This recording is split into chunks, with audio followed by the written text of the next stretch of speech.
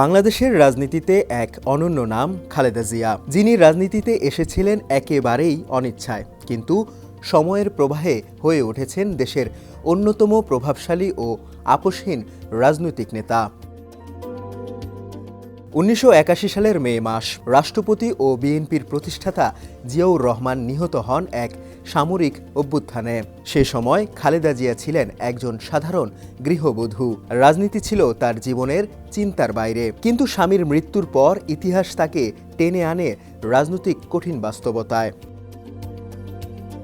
নানা ষড়যন্ত্র আর প্রতিকূলতার মধ্যেই খালেদা জিয়াকে ধরতে হয় সদ্য গঠিত দলের হাল। নেতৃত্ব দিতে গিয়ে তাকে মোকাবিলা করতে হয় ভাঙন, চাপ এবং রাজনৈতিক বাধা। সেখান থেকে শুরু হয় তার দীর্ঘ সংগ্রামের পথ চলা। নির্বাচন প্রশ্নে বিভক্ত হয়ে পড়ে রাজনৈতিক জোট। শেখ হাসিনার নেতৃত্বাধীন ৮ দল ১৯৮৬ সালের নির্বাচনে অংশ নিলেও খালেদা জিয়ার নেতৃত্বে ৭ দল ও বামপন্থী জোট রাজপথে আন্দোলন চালিয়ে যায়। ১৯৮৭ সালে খালেদা জিয়া শুরু করেন এক দফা এরশাদ হটাও আন্দোলন। দীর্ঘ ৮ বছরের আপোষহীন আন্দোলনের পর ১৯৯০ সালের ৬ ডিসেম্বর স্বৈরশাসক হুসাইন মোহাম্মদ এরশাদ ক্ষমতা ছাড়তে বাধ্য হন।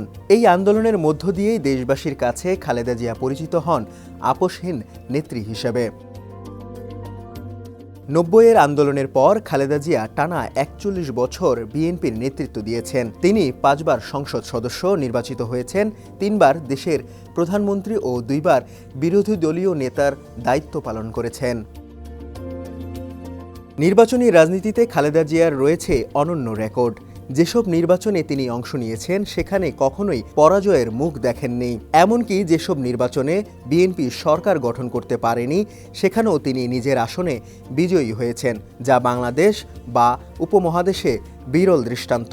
একজন গৃহবধূ থেকে রাষ্ট্র ক্ষমতার শীর্ষে ওঠা এই পথ চলা সহজ ছিল না।